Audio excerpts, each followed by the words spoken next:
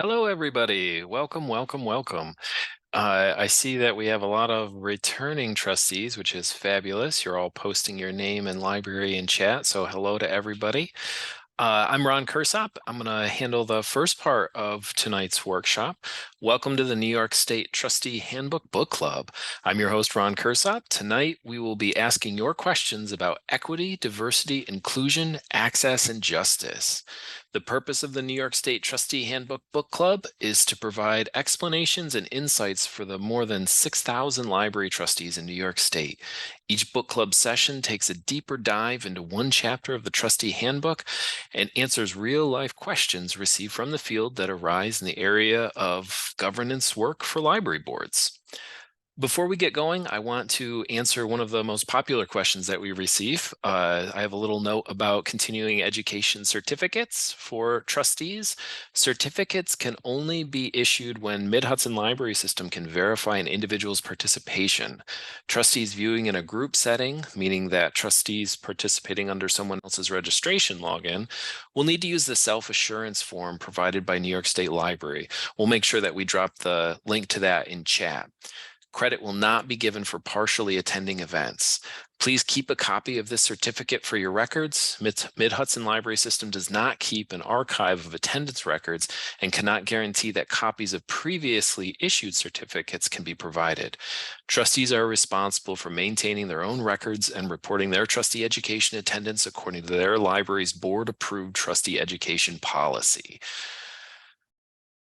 So a lot of you are already participating in our chat box hello today, but if you take a look at the bottom of your screen, you should see a Q&A button and a chat button. We'll talk about the Q&A feature in just a moment, but for now, if you haven't done so already, if you could introduce yourself to your colleagues by placing your name, your library, and how long you've been a trustee in the chat box. Unfortunately, I won't be able to say hi to each and every one of you individually, but it is really great to see who is here. If you see a familiar name come across the chat box, please wave excitedly. I'd like to thank our promotional sponsors before we get too far into the program tonight. If we could acknowledge the New York State Library, the Public Library Systems Directors Organization, the Library Trustee Association, and the Public Library section of the New York Library Association. Without you, we would not have had such a great turnout this evening. Thank you so much.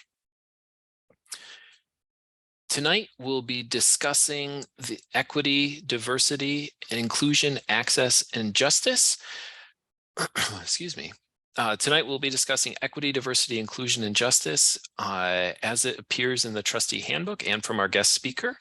Over the next 90 minutes, we'll receive an overview of the topic the author of the handbook, as well as our special guest, will provide answers to frequently asked questions sent in advance by our viewers. Following that, I'll facilitate an open Q&A with those in attendance during the session. When you have questions for our presenters, please place them in the Q&A area. I'll be keeping an eye on that one, and I'll make sure that we get your questions answered. If our last session is any indication of the volume of questions, we probably won't get to everything tonight. However, don't be worried about that, because most likely we'll be releasing a book club after party where we answer all of these questions that we weren't able to get to tonight. So keep an eye out for that. Tonight, I would like to say a hello to Laura Chrissy, who is from Mid-Hudson Library System, who will be helping us out with all of our technical stuff this evening. Thank you so much for being here, Laura. And we are joined by Rebecca Smith-Aldrich, a fan favorite. Rebecca Smith-Aldrich is the Executive Director of the Mid-Hudson Library System, and along with co-authoring the Handbook for Library Trustees of New York State, she also authored the Companion Handbook for New Library Directors in New York State and the Municipal Ballot How-To Guide, as well as 2 books for ALA editions. Now, to introduce our other special guest, I'm going to hand things over to Rebecca so she can go ahead and go from there. So welcome, everybody. Thanks for being here. Rebecca, go ahead and take it away. Thanks so much, Ron, and thank you for taking care of all the housekeeping stuff. Great turnout tonight. I love seeing everyone introduce themselves in the chat box. We're so glad you're here tonight. And I'm really excited to say we have a guest speaker this evening. So normally you're used to hearing from myself or Jerry or Ron or Brian. We brought in an expert on the topic here tonight. It's so important for us to get off on the right foot in talking about these important topics. And when Ron referenced it being a prominent topic in the handbook, he's actually referring to the new trustee handbook, which, yes, I am actually holding in my hands, and you will have soon as well.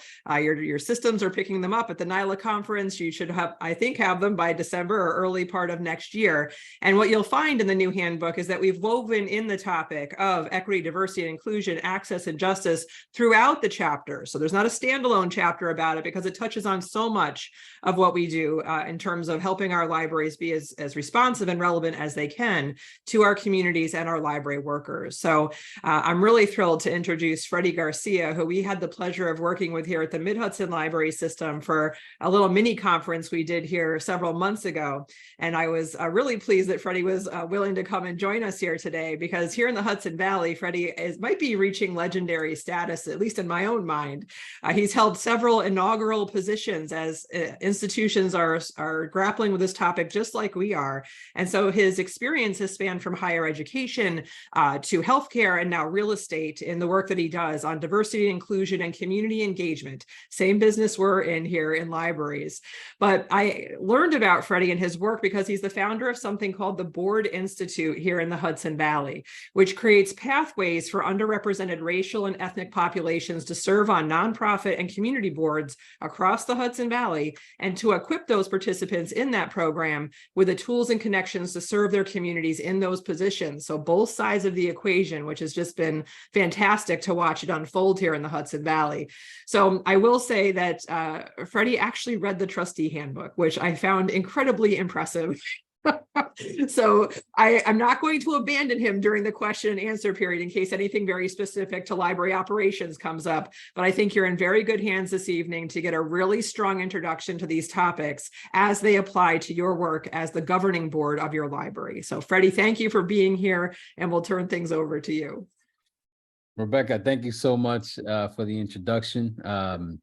I'm excited to be here. I'm excited to share a little bit of what I know about diversity, equity, inclusion, and I'm even more excited about the questions. So I see there's over 200 people, which I can sometimes feel intimidating, but I'm excited that so many people not only find this topic of interest, but certainly want to explore at minimum or are curious at minimum about the topic. So appreciate being here and look forward to getting through a lot of this stuff. So again, first and foremost, again, Rebecca, thank you for the invitation. Ron, appreciate you as well for our discussions. I know Brian might be somewhere around here, and then Laura for obviously making sure that the technology is working the way it should. So I'm gonna share my screen, jump right in here. Let's see. Okay. All right. So as Ron mentioned, please feel free to add questions as they come in the Q&A section. I know sometimes trying to remember questions can be a little bit difficult at times. So again, if and when that question comes to mind, please feel free to share that. So as Rebecca mentioned, I haven't spent a lot of time in the library system. Had a chance to kind of review the handbook, which I thought was just a nice way for me to put these slides together. And in addition, I want to kind of ease some nerves. So, 60 minutes, 90 minutes discussing DEI doesn't solve, won't help us solve all the issues that I think we see in front of us. And so today is not intended for us to change the world, right? It's not intended for us to change the world today, but what it can do is help us change someone's world. So as people experience the spaces that we control, as people experience the spaces in which we occupy, small gestures, intentional work around DEI just allows someone else to feel as important as everyone else. And I think that's really what we're hoping to do. If you can leave with one thing from today's discussion and session, that's a win for me. And if you can take this and look to learn a little bit more down the line, that's a bigger win for me. And so this work doesn't start or end right here. It started a long time ago, and it'll continue as we move forward. So again, I appreciate everybody's time. I hope to get through this so we can certainly get through to the questions that you may have. So what we're going to cover today, we're going to talk a little bit about definitions. We'll define what we're talking about. That's always the best place to start, right? It never, context is everything. And if we're talking about DEI, it's diversity, equity, inclusion, there's a lot in there. And so we have to define what we're talking about. We'll talk about, the meanings of things. So I'll share a little story about my experience with libraries. And then we'll kind of start to bleed into the handbook, right? Where we talk about access and specifically board development, and how you can play a role in moving those things forward. So definitions. If we were in person, I'll probably ask all of you to maybe define it for me, see where everybody's mind is at, but obviously we're not there. So I'm going to just jump in and share definition. So diversity and inclusion are in front of you. Diversity, and I'm kind of just want to read it so we all kind of see where we're coming from. The collective mixture of differences and similarities that includes, for example, individuals and organizational characteristics, values, beliefs, experiences, backgrounds, preferences, and behaviors.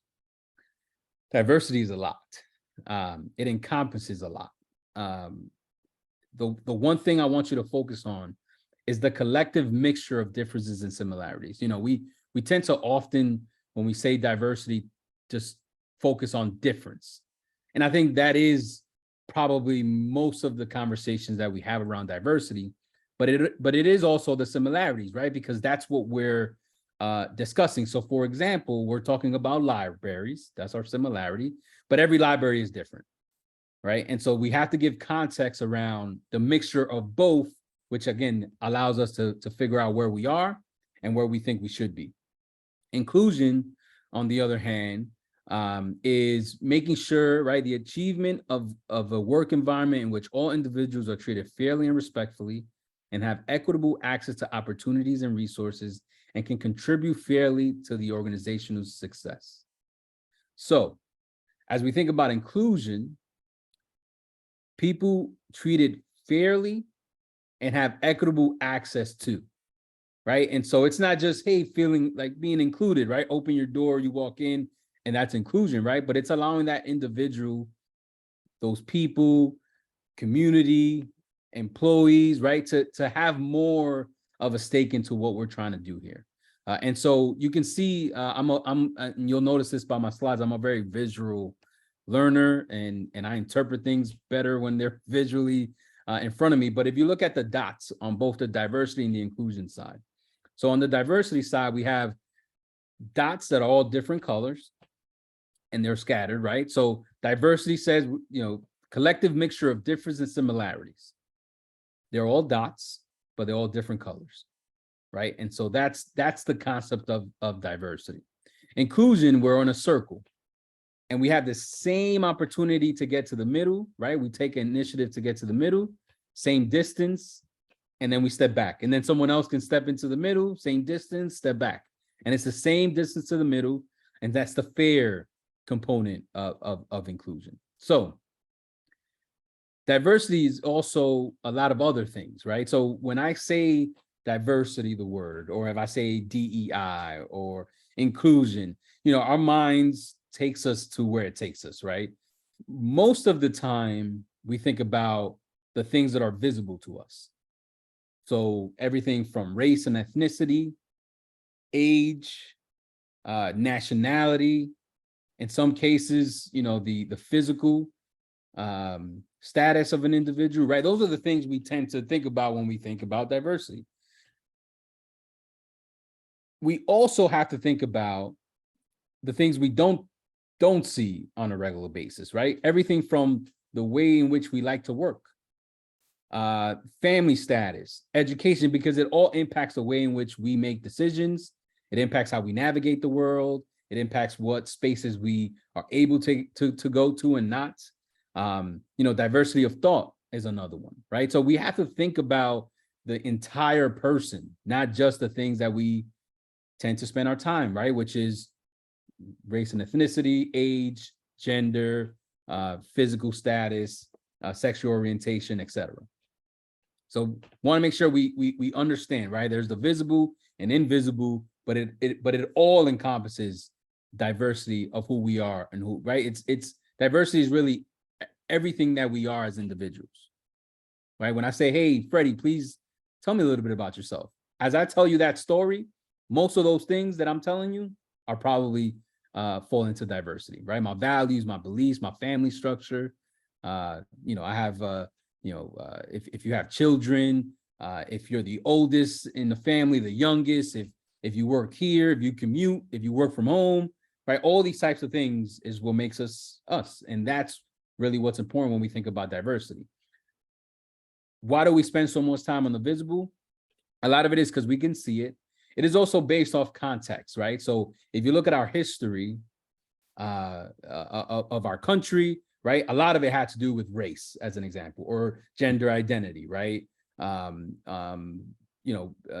Disability rights, et cetera, right? So yes, they're visible, but it's also the context in which we come from. And that's another reason why we spend a lot of time in it. But what I want us to try to challenge is when we think about diversity, equity, inclusion, we don't automatically gravitate to just the things that we think we know, because there's more to that, right? So as I put these slides together, I might be thinking about the ways in which people process information. That's why I put some words, I put some visuals, I use my hands a lot, right? I'm thinking about the ways in which people will interpret this. And so that's part of it as well. So again, visible, invisible, and then we have things that can be both. But again, certainly contributes to the work of DE&I. So equality and equity is the other term that we tend to kind of confuse with one another, right? So equity is what we're talking about. Equality is something different, but certainly makes its way to the space. So this will be another exercise if we were in person. So apologies there, but let me, sorry. Oh, fast forward too many slides here. 1 second, I'm sorry. Okay. Equality versus equity. So equality, we assume everyone has the same needs, right? And so we tend to talk a lot about, everyone should have the same things. And I think and when you say it that way, it sounds fair and it sounds right. Certainly does. Equity is really what we have to try to get to. The fair treatment and distribution based off needs. So if you need something, we can support you in that. That to me sounds a little bit more fair. And the ultimate goal, and this goal is something that I've been working through my entire career in many different aspects of the work that I do, but is addressing the inequity, right? Removing the barrier that's keeping people from XYZ. So let's kind of use this baseball terminology to kind of explain it, right? So, we have a baseball field, and if you come through the back, you can prop some boxes up and watch the game. And so as people come in, the equality version of that is everybody gets a box, because we want everybody to get a box, because that's fair. If we run out, everyone just got one, and then we're good. So we give everyone one box. And as you can see from the picture here, poor kids still can't see the game. That's an unfortunate reality in many things that we do. So equity says to us, no, we're going to give you based on what you need. If you need none, that's great. If you need two, that's fantastic, and we'll give you two, right? But what are some of the challenges that we come across when we go from equality to equity? So one is, a person like myself in middle school, I was probably out of, let's just say there's, 50 students in my, I don't know, 6th grade class. I was maybe the 10th shortest person. Not boy, not girl, right? 10th shortest person. And what that does is, I think about it a lot. And so if you ask me how many boxes I needed, maybe I needed 3. And because I'm a little timid and I don't really want to talk about these issues, I may not ask for 3. I just say, oh no, I just need 1, and just deal with not watching the game. And that's an unfortunate reality as well. So sometimes when we ask people to identify and ask for what they need, sometimes they won't because they're shy. Maybe, they're second guessing themselves. And so what sometimes happens as well is that person may not even show. Just probably doesn't want to even show up because of the work that that has to be done for me to enjoy the space the same way everybody else is enjoying the space. So what we have to try to work to is inclusive excellence. So everyone can kind of enjoy the game as they are. They don't have to ask for it. In other contexts, and I've seen this like at the mall, to use an elevator, at a store, you gotta, go to the register and ask for it. And then, right, like just the hassle to try to get through the mall demands more work. And so then people, again, self-select themselves out. Inclusive excellence says, no, we want you to be who you are and enjoy the experience as everybody else. So you come in, you enjoy the game. Now, that sounds very great in theory. When we look at practice and the practical implementation of this, to get to inclusive excellence demands a lot of work, a lot of time, a lot of money, a lot of upset people, some people who just don't understand it, and you got to try and help them understand it, right? It takes a lot. So just in keeping to the baseball analogy, one, for me to change the wood fence to a see-through metal fence, I have to first convince the people who own the stadium to change it. They'll have some things to say about that, right? What do you mean? I want to make it easier for people to watch the game for free. What do you mean? I don't know. It's kind of, not, and no one else is doing this, and so why should we do it? I also have to convince the players that it's a good idea, right? They're used to bouncing off of that wooden fence with some pads, and now we're talking about a metal fence that may, rip your jersey, scratch you up maybe time to time, right? Depending how many times you run into it. We have to also try a way to, convince the fans who paid for their seats, right? To say, hey, we want to do this change, but I paid for my seat. And then also the folks who might say the integrity of the game is always a wooden fence, always been a wooden fence. How could we change? It's always been a wooden fence. So it also costs money to change it, right? So who's going to pay for it and all that also comes into play. So there's a lot of things coming at different ways and different angles as we think about inclusive excellence, but that's what we should be working towards. I would say picture it. Let's start from inclusive excellence and then figure out a way to maybe take a step back so we can support people while we try to get, to inclusive excellence. So because we still have to support people. We still have to contribute. We still have to do our best so that people can enjoy the game at the minimum. And so that's really kind of the difference between equality and equity. Equality seems fair. Equity is fair. And that's the way I like to really define the two in simple terms. Okay. So again, I know I said a lot, and I've tried to define these in the best way that I possibly can. But we do have a lot more slides. And again, if you have your questions, I see a few still coming in. Feel free to put those in the Q&A section if you can. That'd be great. All right. So I'll tell you, just to kind of share a story. Growing up, I spent a lot of times in libraries. I am the oldest of 3 boys. We're all 2 years apart. But when I got to middle school, they didn't have the after school program for my age group. And so I ended up going to the library after school. My mom worked till 5, and that was the agreement. So I went from, got out of school, went to the library, and kind of did this, pretty much as many times as you can possibly think, over and over again. And so why the library worked? The library worked because it was mom approved. It was a safe place for me to be at. I got my homework done. Some other students would come with me, and so it was a place to get some homework done.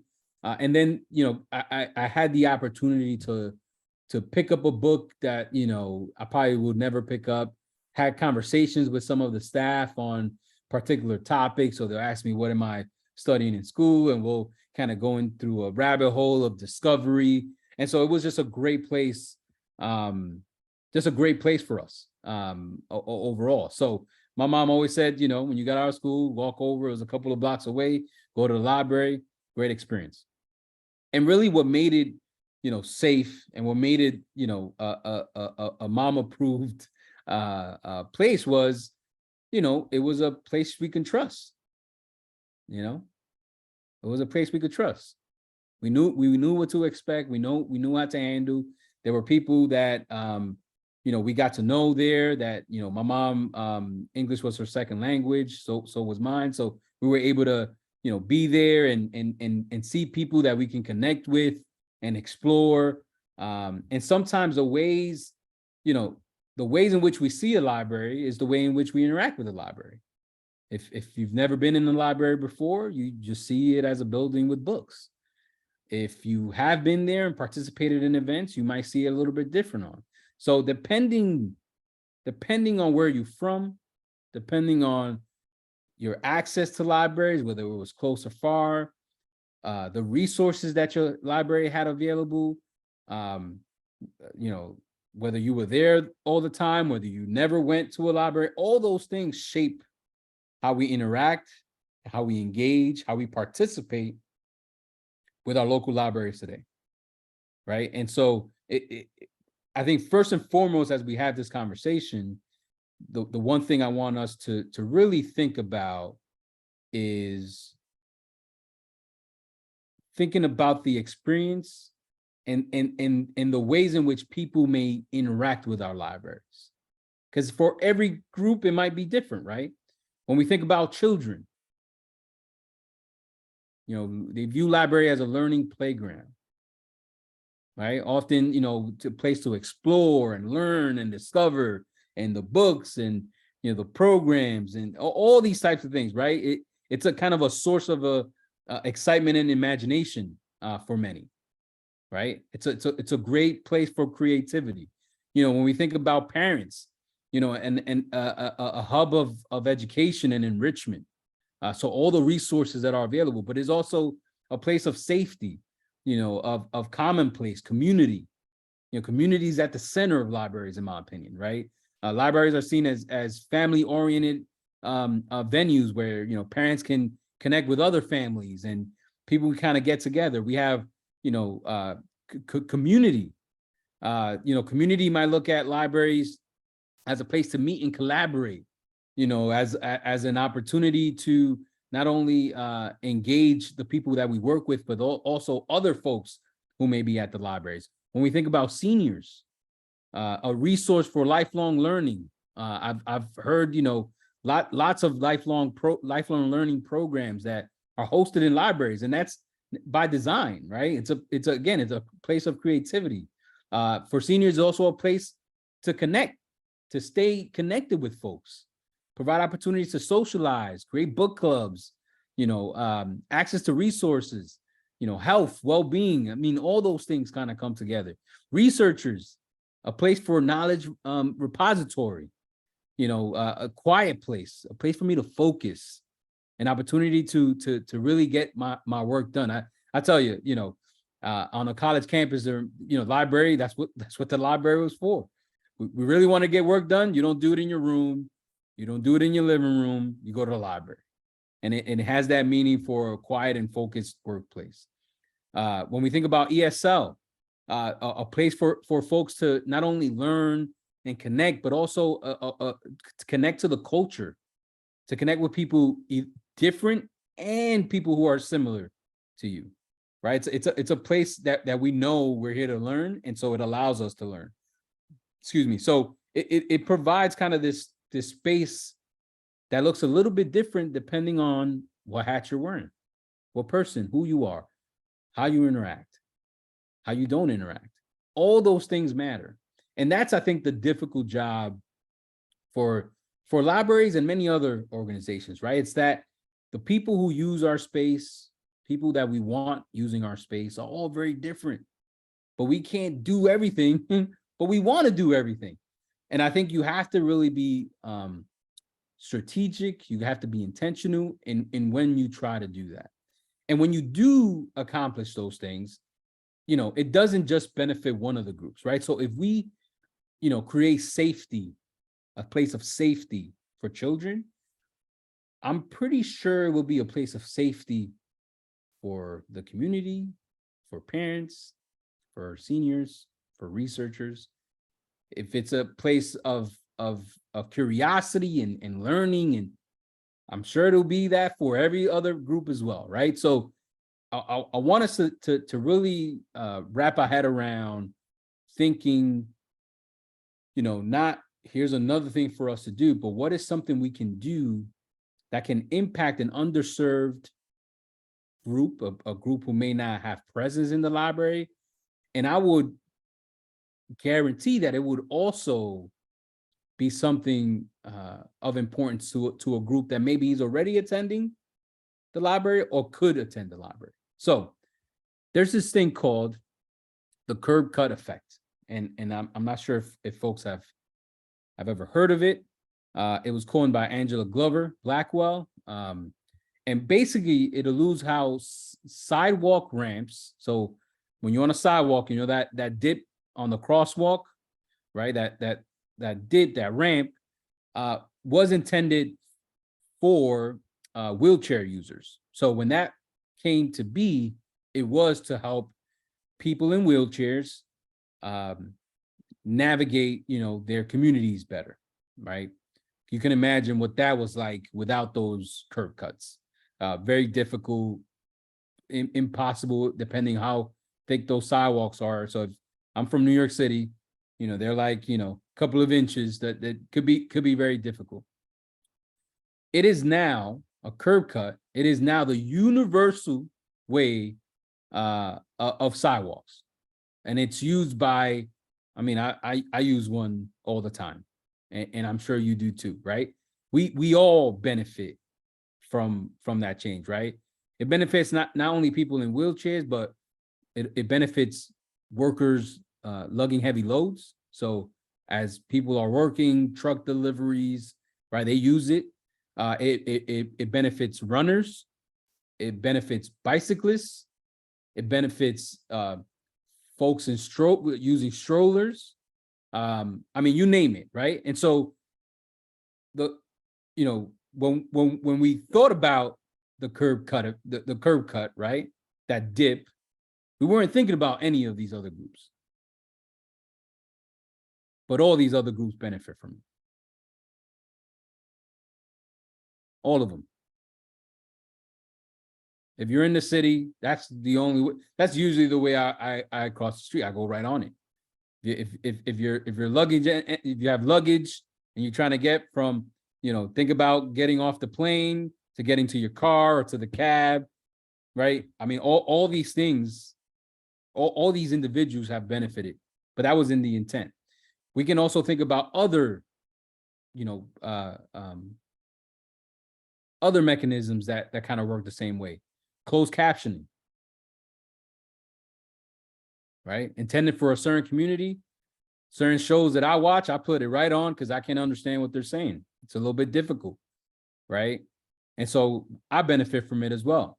Text to speech. How many people today use it just so they can just to have a record of the meeting or discussion, right?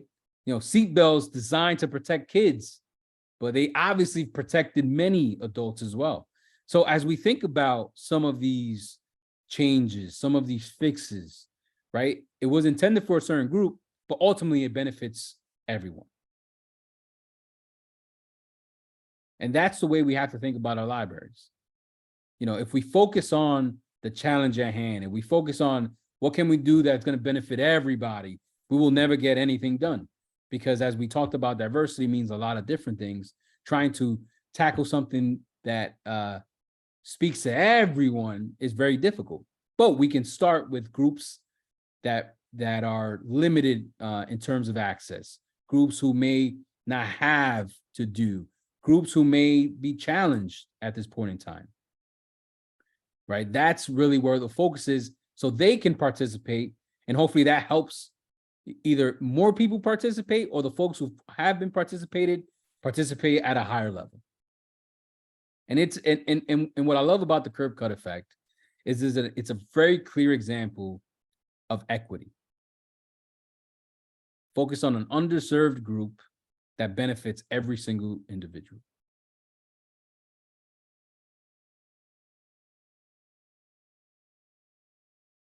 Okay. So we're going to transition a little bit into access, and we'll talk a little bit about board development. But let's kind of focus ourselves on access. So access means a lot, that's a very general term. What I want to focus on today are two things when we talk about access. So physical and digital access. So when we think about our physical access, right? The physical space that we're in. So really what we focus on, the physical space, for the most part, are the physical barriers that hinder an individual from taking full advantage of what you offer in your library. So when we think about, and I know there's ADA, compliance that we have to do, but I think, again, I want to go beyond just what the law tells us we should do, right? Because the law, in many ways, we know is kind of just a starting point. And so when we think about our physical space, the things that folks tend to gravitate to first, we think about ramps, we think about elevators. We tend not to think about accessible restrooms. And when I say accessible restrooms, I'm thinking, space in the restroom. So many times my wife and I have two little girls, a 1-year-old and a soon to be 3-year-old. And so we always look for the family bathrooms. And sometimes we see a family bathroom that doesn't even fit the stroller. And so, when we think about access, right, that's exactly what we're talking about. Or someone in a wheelchair, right? And thinking about how they maneuver in that space. When we think about flexible furniture and seating, right? Well, if our furniture and our spaces aren't flexible, we're sending a message that this is the way. If you can't fit within this structure, you don't fit, in our space. So having things you can move around, things you can adjust the height, etc. Sensory friendly spaces, lights, and we sometimes kind of want things to be bright, and sometimes we want it too dim, and again, having a structural process to get us there. I also want us to think about, when we think about the physical space, also want us to think about and consider the proximity of our space to other things, maybe to schools, right? That's my story. And I was able to walk to a library when I granted I'm in New York City, but I was able to get to a library from my school. Maybe thinking about transportation, making sure every bus stops where the library is. When we think about infrastructure, when we think about the distance to maybe other institutions, like, and you can name them, right? However it is that your community is comprised of. I think the physical space, physical access to your library can't just be once people get to the library. It has to be from when they think about going to the library to getting to the library, navigating within the library, and then leaving the library. So it's not just one dimensional of how we should be thinking about physical access. Yeah, we have ramps. Yeah, we might have the, push to open. Maybe, yeah, we have elevators, but then to get to the elevator, I got to go through this, and this is a little bit difficult. And maybe there's a step that maybe we didn't really think about because it's just one step. And maybe, we think most people can just take the one step, right? It's all these types of things. Oh, there's no bus stops. The closest bus stop to our library is maybe a mile away, or, I think all these types of things are what boards should be thinking about, because it only allows you to better serve your community. It allows people to participate at the library level more consistently, more effectively, more efficiently, right? It allows them to really have a good experience with the library. When they have that good experience, they hopefully come back as well. The next one, website accessibility.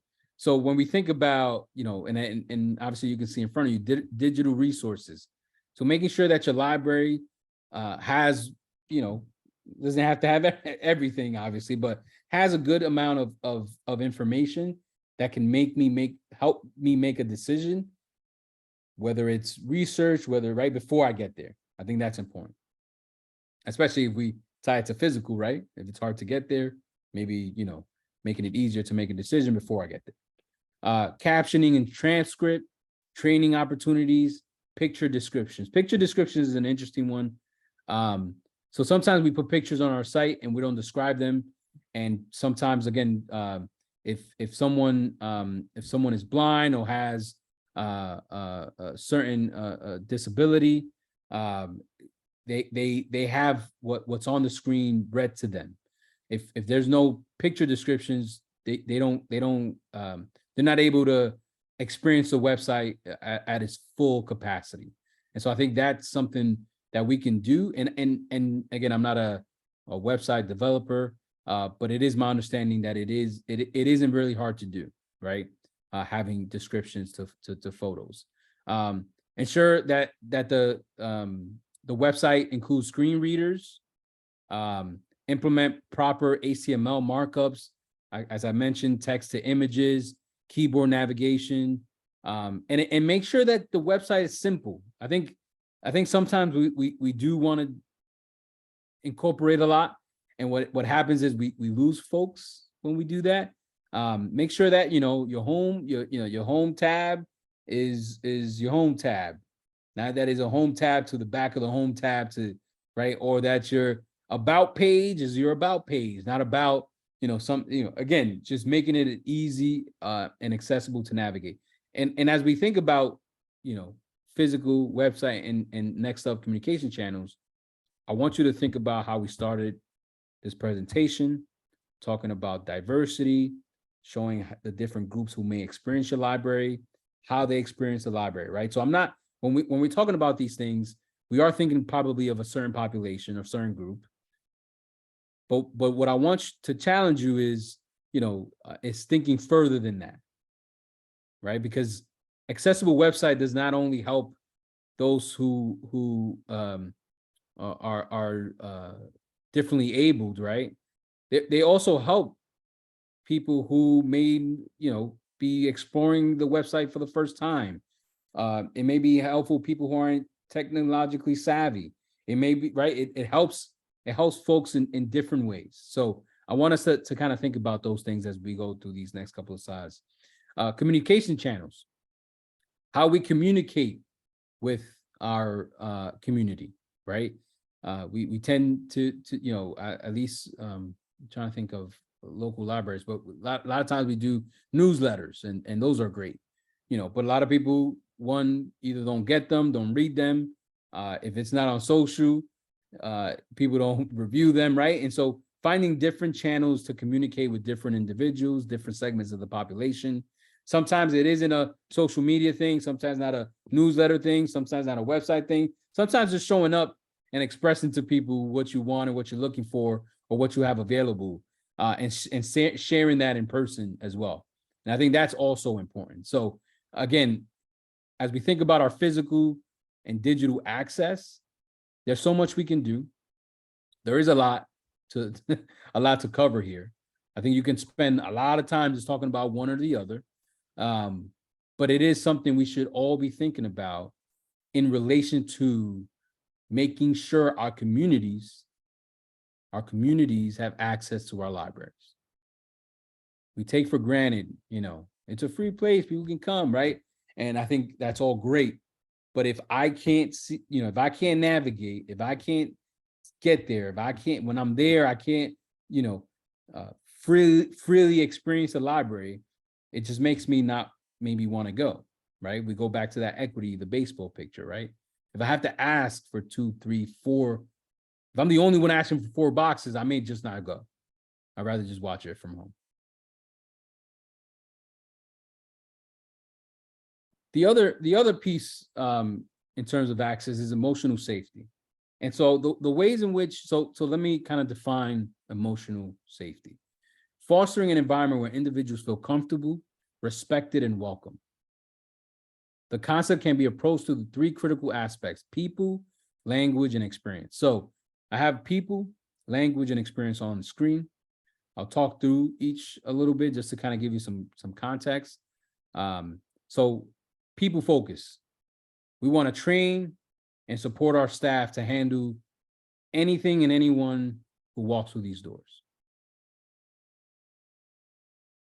People focus, right? Offer regular training to your staff, making sure they're able to handle sensitive topics or, distress, or, emphasize on empathy and active listening and, appropriate responses to difficult questions, right? Making sure, because when they are prepared, it only makes, the library function the way it should, right?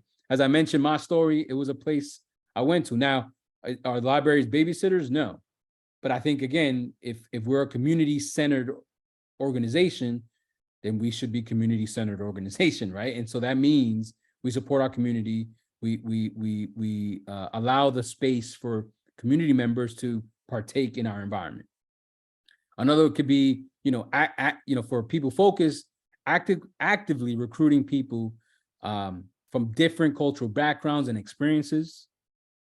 A diverse team only equates to success in many ways, right? All our communities are diverse in many ways, right? And we want to make sure that that's represented across our libraries. From a language focus perspective, using gender neutral language when we talk about the services we offer, the things to do at the library. And again, that signals to people the type of place that you are. The second one, I hear you, tell me more. This is really around feedback, right? When folks share, their experience, it is important how we respond to what they're sharing. And so, just saying, okay, yeah, we'll get back to you. That never sounds, that to me, that's just never a good way to end the conversation, right? I'll get back to you. And so we want to just, oh, okay, great. Oh, absolutely. Thank you so much. Can you maybe send me some more things you may be thinking about, right? And investing some time there.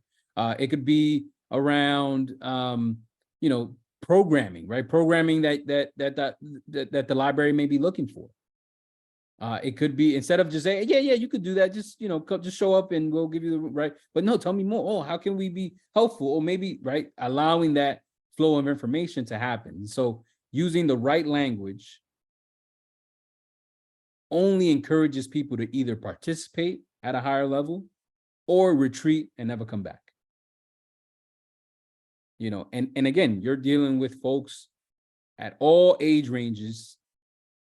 So it is even more important to think about the language, in the space, the kind of the impressions, the tone that we use when we speak to individuals. And lastly, experience focus. So what I want to emphasize in experience, is really, anytime we personalize, an approach to anything, I think it always makes the recipient feel special. And so the more we can try to do that, the better. And this is where technology comes in, I think, right? So when you like a book and you give me suggestions of other books like it, that's great, right? Like that's fantastic.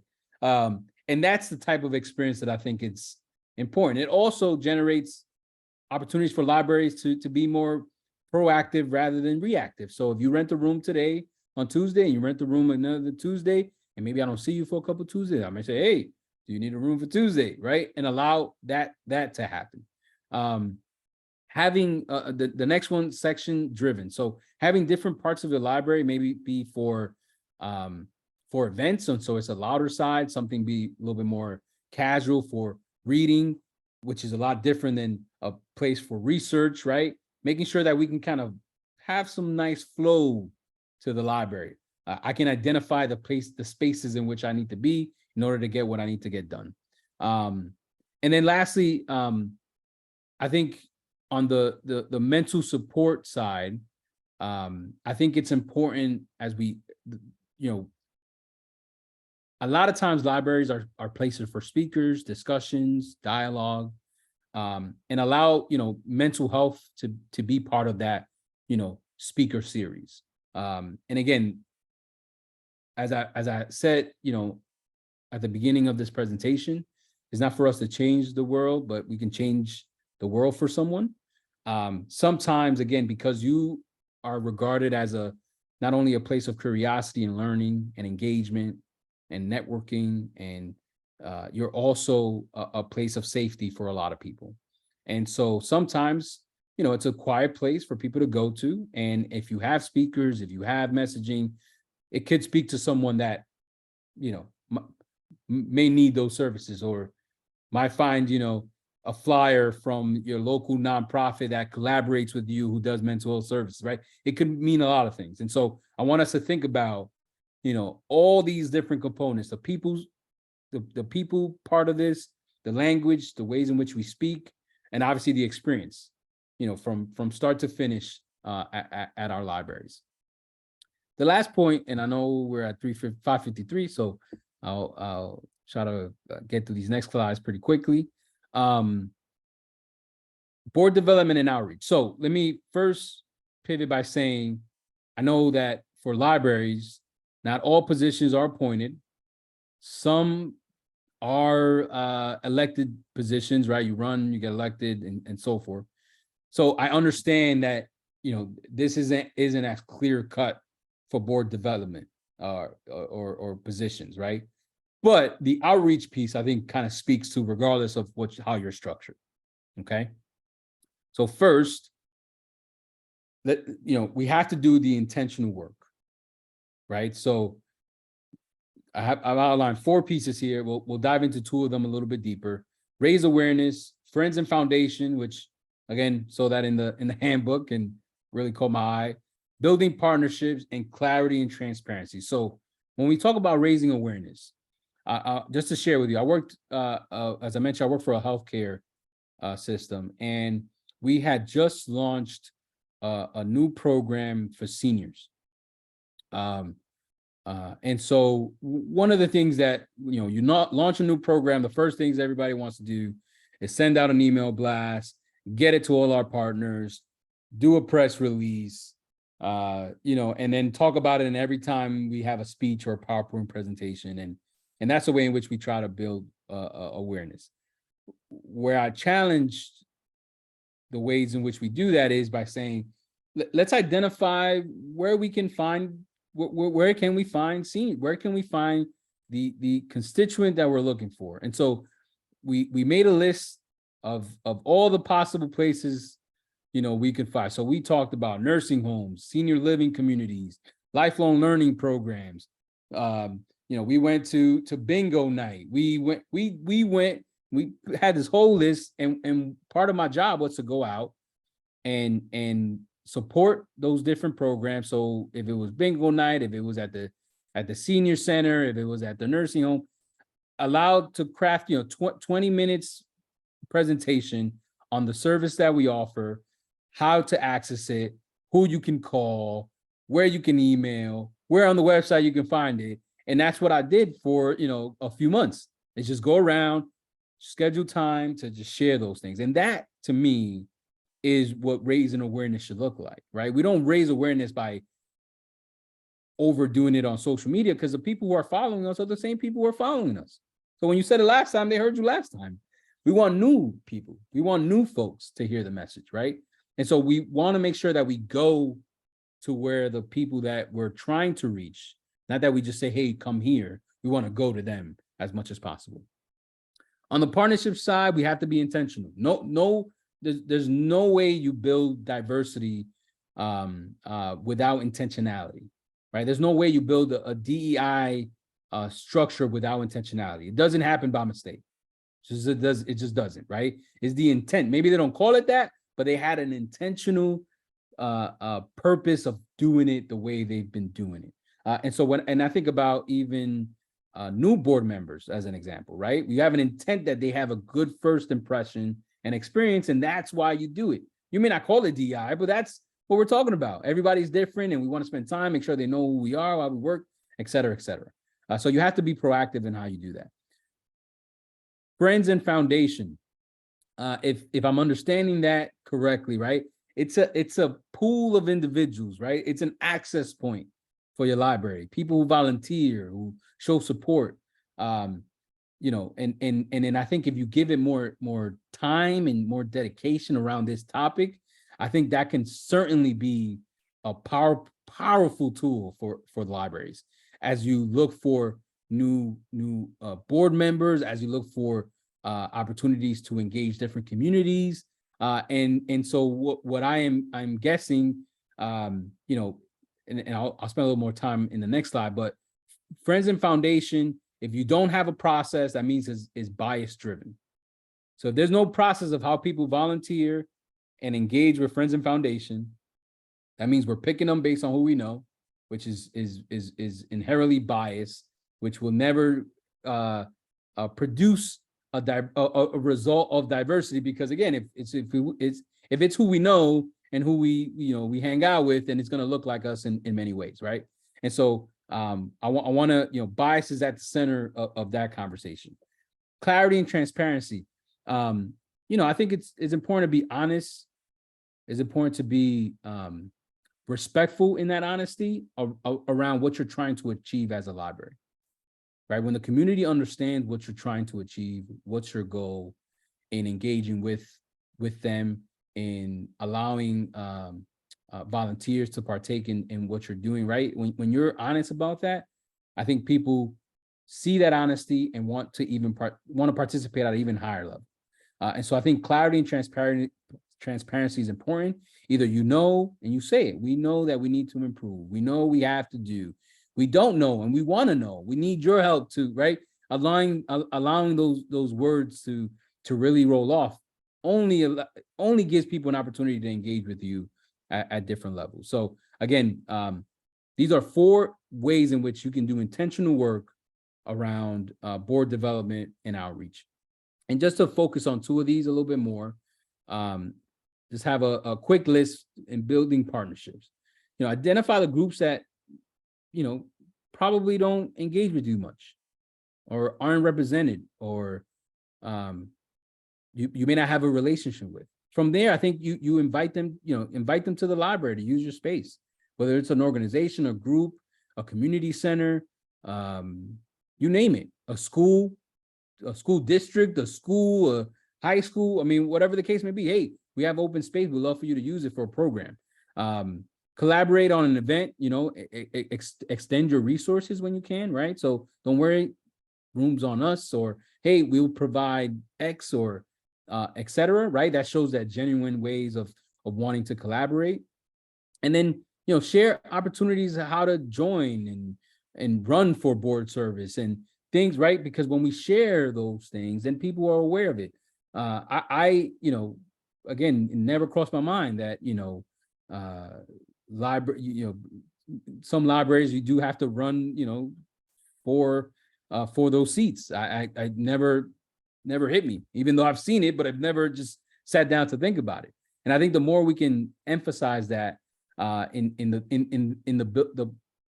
the process of building partnership, expands that window as well. On the Friends and Foundation side, start with the who and how. So who is part of our Friends and Foundation? How are they getting on Friends and Foundation? I think once you ask yourself that question, we'll determine whether it's process driven or it's people driven. If it's people driven, then we're biased. Bias is a reality. Bias is not a bad thing. It is just human nature in how we think. It is science, right?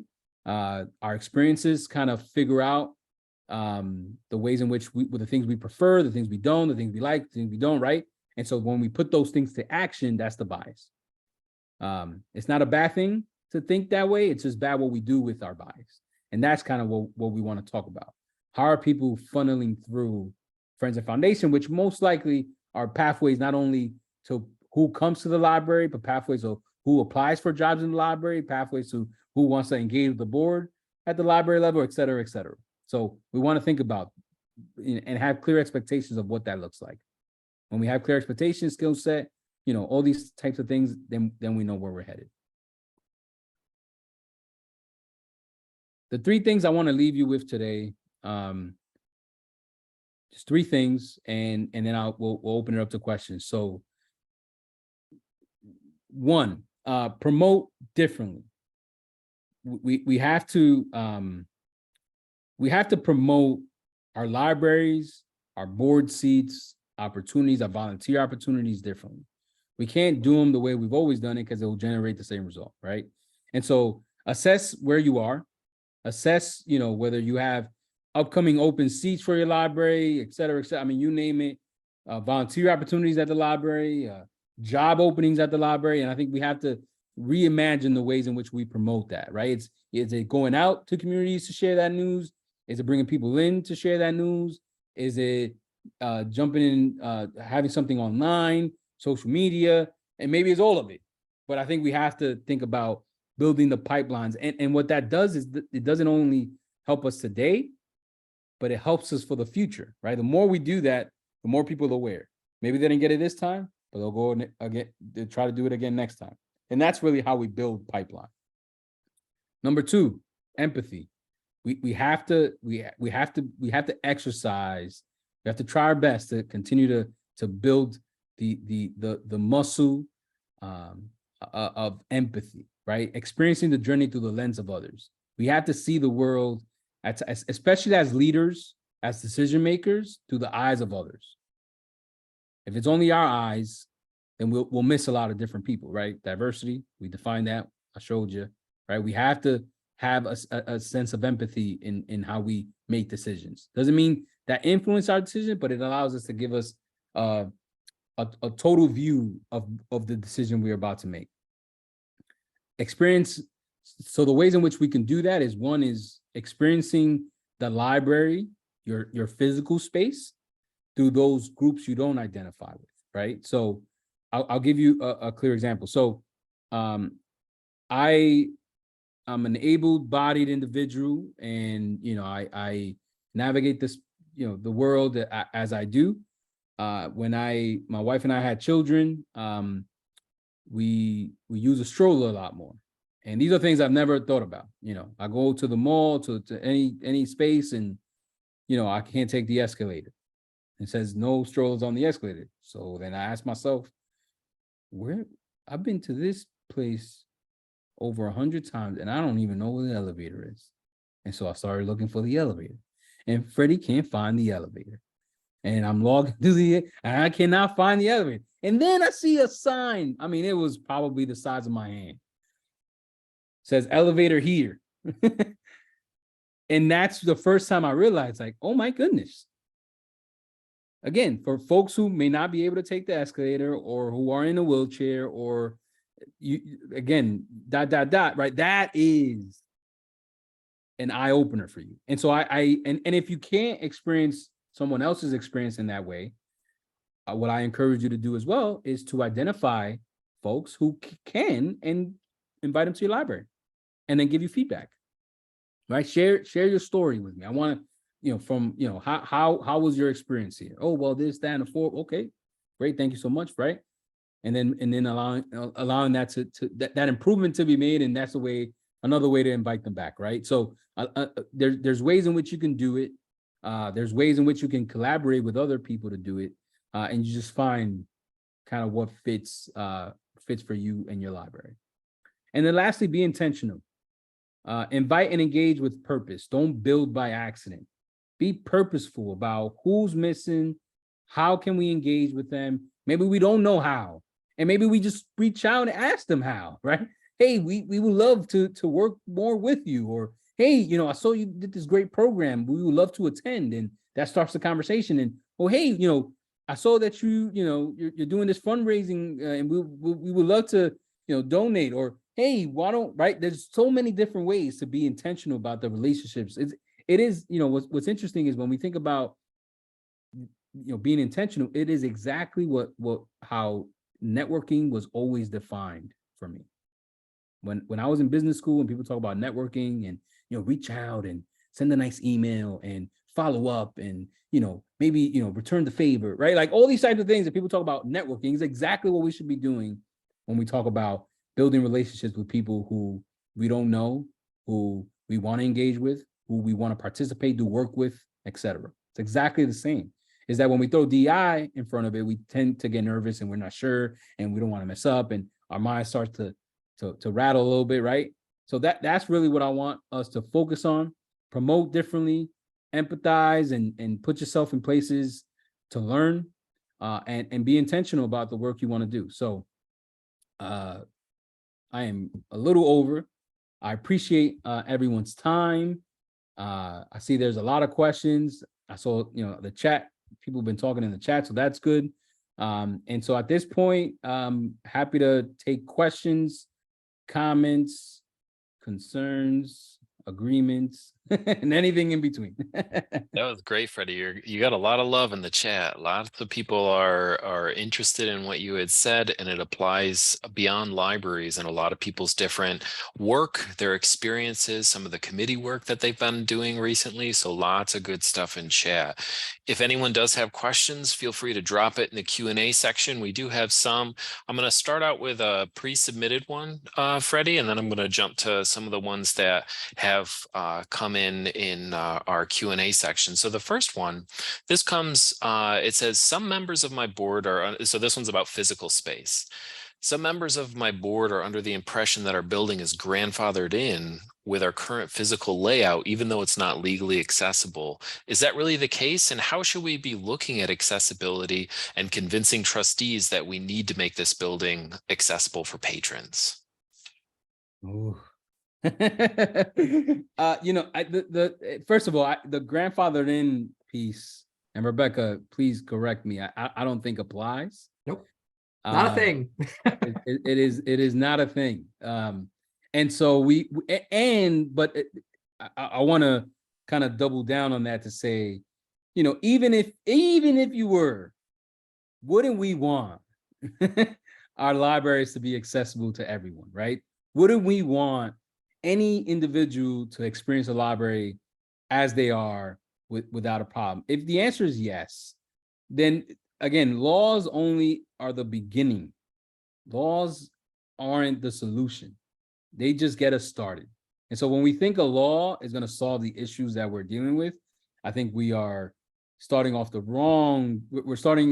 wrong foot because it is just the beginning to get us going. So one, it is not a thing, and so grandfathered in does not exist. And two, we have to go above and beyond for our communities.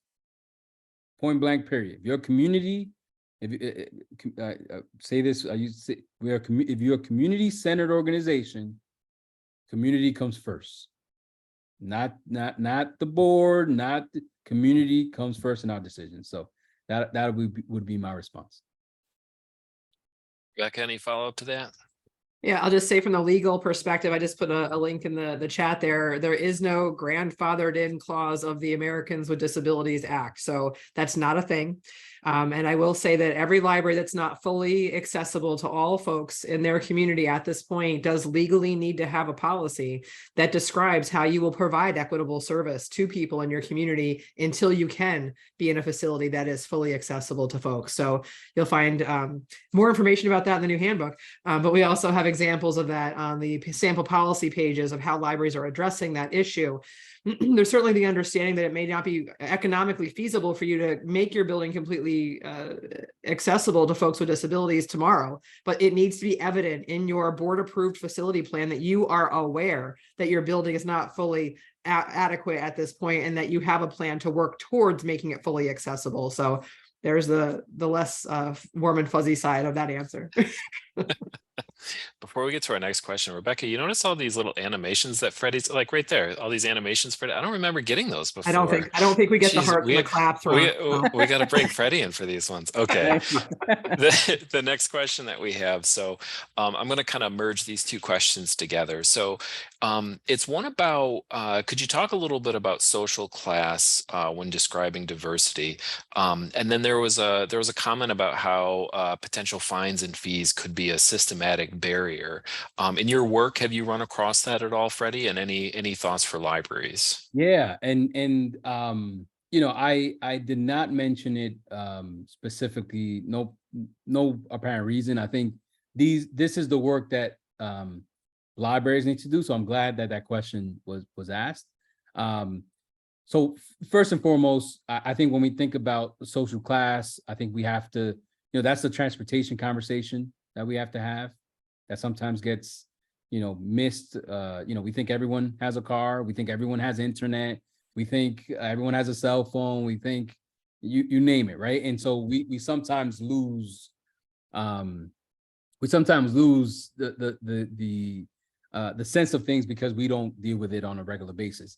To expand to that on the fees, there always has to be a balance and I think a meaningful discussion when we talk about fees and charging and cost in general.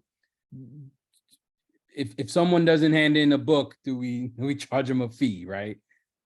I mean, I think there has to be, right? You have to have rules and you have to have ways in which people function in a space. I do think though it's not, don't be random, right? So hey, Rebecca, myself, and Ron having a discussion. Should we charge fees? Yeah. Well, what about $15? $10? Let's go with 35. Yeah, right. Instead, let's get to know. There's so much research you can do around income in your community and unemployment levels in your community. I mean, you can really figure out a way to be intentional, and so that allows you again to make a decision that's informed. Be comfortable with it. And then, I think is also how we share that information with our community, right? I remember, I never knew, there was fees to certain things. And you just like assume, oh, bring it back. Oh, you got $50 or, whatever the case may be. We want to be able to talk to our communities in different ways about it. And we want to be just thoughtful about how we create that. So should there be fees? That's up to you. I think if you say yes, then you have to have, I think, some thinking and elaborate discussions about it, and use your community data to guide you there. I think that's really important. Freddie, that was a really balanced answer. I like that a lot. Think through what you're going to do and figure it out and look at your community for it. That's great. Rebecca, did you have anything you wanted to add to that one? I think the fines and fees conversation is very interesting in library land because it's a throwback in many ways to preconceived notions we have of impacting behavior. And so I think it's very interesting to look at the data, particularly in states that were early adopter of fine-free policies, to say, what was your intention and what was the impact? And, I'm just giving credit here to Regine Hardiman, the co-chair of our Equity, Diversity, and Inclusion Working Group here. She constantly is saying to us, intentions versus impact. What did you mean to achieve and what are you actually achieving? And I think most libraries, when they take a look at the fine issue, they're understanding that the data from libraries that are not charging fines, you're not seeing a lower return rate because there's no fines there. What you're seeing is more people coming back to the library and using it more and feeling less guilt and really changing the whole vibe of how people view libraries over time, that we're not really there to punish you for perhaps something that was out of your control. There's really few library patrons that are truly out to steal the books. I hate to break it to everyone. Right. I know we have awesome collections. They're a lot of fun, but there's few instances. I think when you're talking about higher level or more expensive equipment, we might be lending to folks like Chromebooks and MiFi hotspots and things like that. Sure, there's a financial liability there, but the books and the movies, I think when we start to see the impact that we're having by charging 10 cents and making people feel guilty when they come into the library, it often, you'll hear stories from people who no longer use libraries.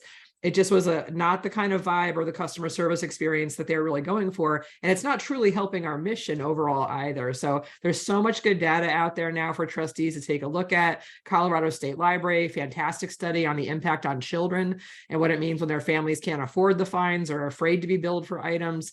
It's a very important conversation for boards to have in terms of policies that might be legacy. A good example that just came across my desk last week, someone's like, why do we charge for faxing?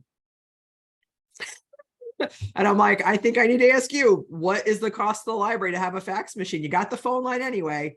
What, you're charging $1 a page to fax? Like, that's insane to me. So let's question some of those things we put in place in 1992 and maybe, dust them off and think differently, thanks to some of the lenses that Freddie gave us to view the world through today. Said, and we have a lot of people in chat saying they gave up fines already. So we even have some of our peers that are already on that train. So that's great. All right, Freddie, we had a lot of positive feedback on your baseball analogy with the fence. And the next question is talking about that inclusive excellence you were talking about. So this one, it looks like they're looking for a little bit more explanation. So the shorter folks, the ones that needed to stand on those 2 boxes, still don't have the same visibility in reality. So which is better, equality or inclusive excellence? Perhaps it appears better, but aren't there invisible barriers for the shorter folks in the analogy? Sure. What do you think to that one, Freddie? Yeah, that's a great, obvious. I think for any underserved group, there are things, there are barriers that we don't see. There's no questions. Some of it is self-imposed, some of it is external, etc. But they do exist. I think, and this is why having the mental health part of the experience be sort of a way to include that, I think important, because again, we don't know what people are challenged with unless they share it with us, right? But the things that we do see that people are challenged with, we have to take care of, right? And so that's really where and Susan, and again, I think it's a good question. I'm just trying to, I think that ultimately what we want to try to do is address the things we know we can address, and then support people in the best way we can so they can share more with us about what we can do to help them. So for the shorter individual trying to watch the game, sure, there's other things that they may not, but I think for what we can control in the baseball field, we got to try to control the baseball field, right? I can't control anything else besides that. So Fair enough. Rebecca, you got anything to add to that one? I think Freddie nailed it. All right, that sounds good. Another fun thing about Freddie here is I don't think we've had people actually like quote presenters before and drop it in chat and stuff. So that's pretty cool, Freddie. Everybody's trying to quote you. And we have some thanks for sharing your personal stories as well. This is one that actually mirrors one of the pre-submitted questions as well. But I think Rob Montana phrased it in a really good way. So as a white cis male, I grapple with how to recruit board members who do not look like me. I understand we need to be looking in different places that we have traditionally to find diversity of board members, but I don't want to make people feel tokenized if I'm the one approaching them about joining our not so diverse board. What would be some best practices for me to recruit board members from populations I am not part of?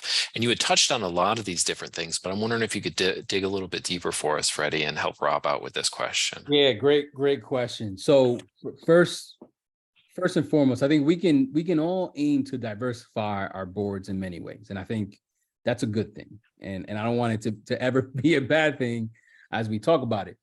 But what I would say is the only way we don't tokenize is when we look for people who can do the job. So when we look for people who can do the job, then that's not tokenism.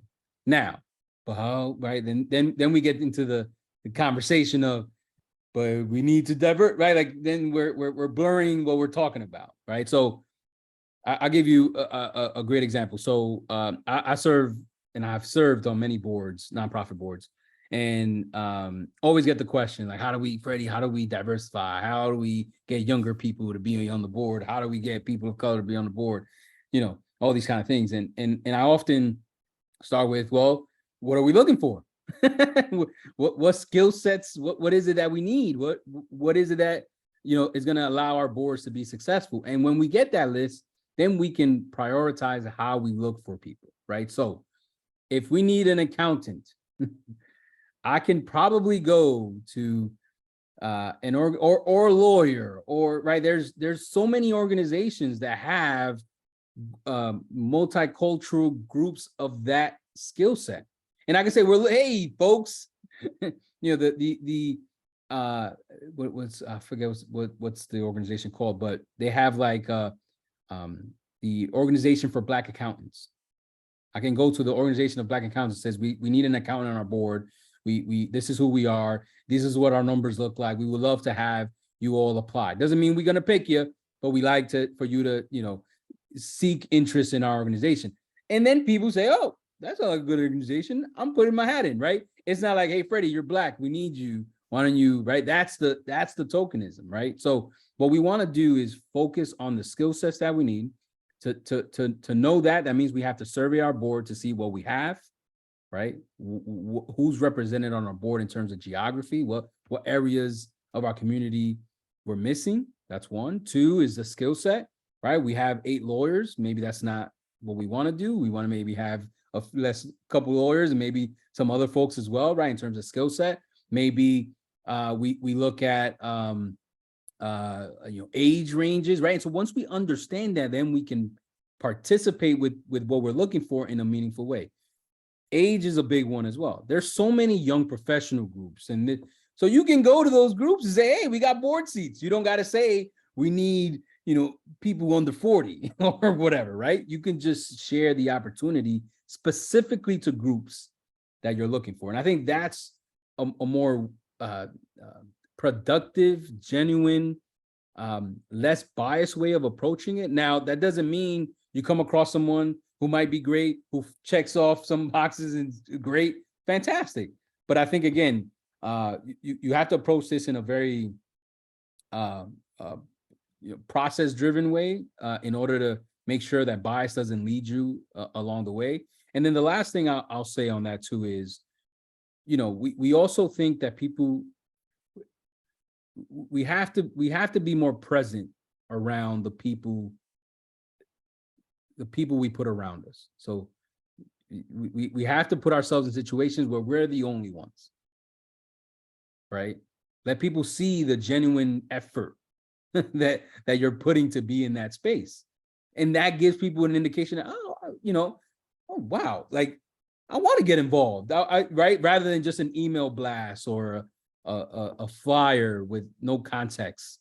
And then when I look on your website, no one looks like me, and then you want me to show up, right? But if you show up to my space, to my program, you pay a fee to come to my event, I see that you're genuinely trying to do something, and that's where relationships are built. So I think, again, I know that was a full mouthful, and that's why we started that Board Institute program that Rebecca mentioned, because oftentimes that's all I used to get.